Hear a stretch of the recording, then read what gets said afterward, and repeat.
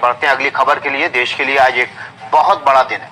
ये दिन बहुत बड़ा इसलिए साबित हो जा रहा है क्योंकि मोदी सरकार आज कैबिनेट की बैठक में नई राष्ट्रीय नीति को लेकर मंजूरी दे सकती है। ऐसा हुआ तो देश में पढ़ाई का सिस्टम बिल्कुल बदल सकता है। पीएम नरेंद्र मोदी देश में शिक्षा को लेकर नई क्रांति लाने का मन बना रहे हैं। माना जा रहा है कि आज होने वाली कैबिनेट की बैठक में नई राष्ट्रीय शिक्षा नीति को मंजूरी मिल सकती है।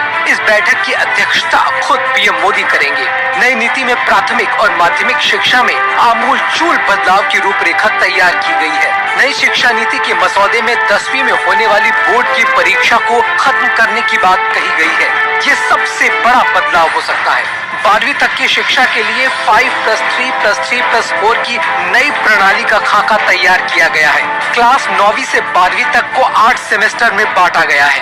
नई नीति में क्लास 5 तक अनिवार्य रूप से और क्लास 8 तक वैकल्पिक रूप से शिक्षा का माध्यम स्थानीय और मातृभाषा रखने की सिफारिश की गई है। इसके अलावा साल 2030 तक 3 से 18 साल के सभी बच्चों को गुणवत्तापूर्ण अनिवार्य शिक्षा करवाने का लक्ष्य भी रखा गया है।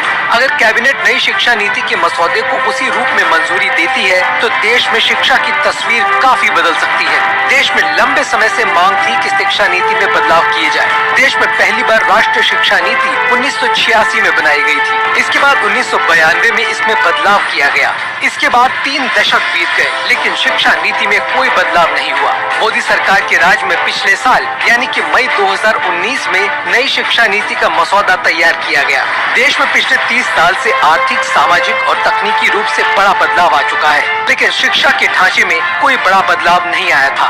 अब मोदी सरकार ने इस कमी को पूरा करने की दिशा में बड़ा कदम उठा लिया है।